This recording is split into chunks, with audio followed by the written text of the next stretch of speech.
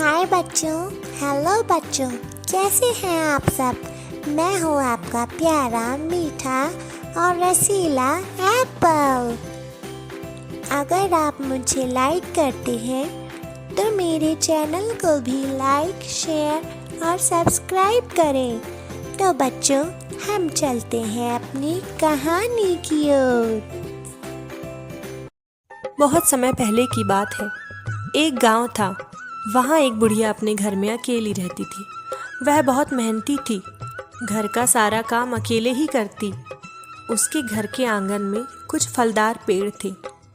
उन पेड़ों से फल तोड़ती और उन फलों को गांव के बाजार में बेचा करती थी। इसी तरह वह अपना गुजारा करती थी। वह रोज़ सुबह जल्दी उठती, फिर घर का सारा काम करती थी और उन पेड़ों से फलों को तोड़कर उन्हें बाजार में बेचने जाती थी। फिर शाम को थकी हुई वापस घर आती थी। अकेली होने के कारण अपना खाना भी वह खुद ही बनाती थी। एक दिन की बात है। वह थकी हारी हुई बाजार से अपने घर वापस आई और खाना बनाने के लिए अपने आंगन के नीचे बने हुए चूल्हे में देखा तो वह परेशान हो गई। चूल्हे में बहुत सी गंदगी थी और उसके पेड़ों के फल भी गायब थे। उसने सोचा कोई जानवर होगा, उसी ने यह हरकत की होगी, और चूल्हे की सफाई करके खाना बनाने लगी।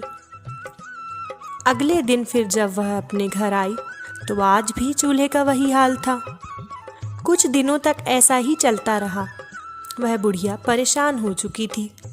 एक दिन वह बाजार से जल्दी घर आ गई तो उसने देखा कि एक बंदर उसके पेड़ों से फल तोड़कर चूल्हे के ऊपर बैठा था। वह बंदर फलों को खाता और चूल्हे पर बैठकर ही वहीं गंदगी करता। बुढ़िया ने सोचा, इस बंदर ने तो मुझे बहुत परेशान करके रख दिया है। अगर यह ऐसे ही मेरे सारे फल खाता रहा तो मैं क्या बेचूंगी।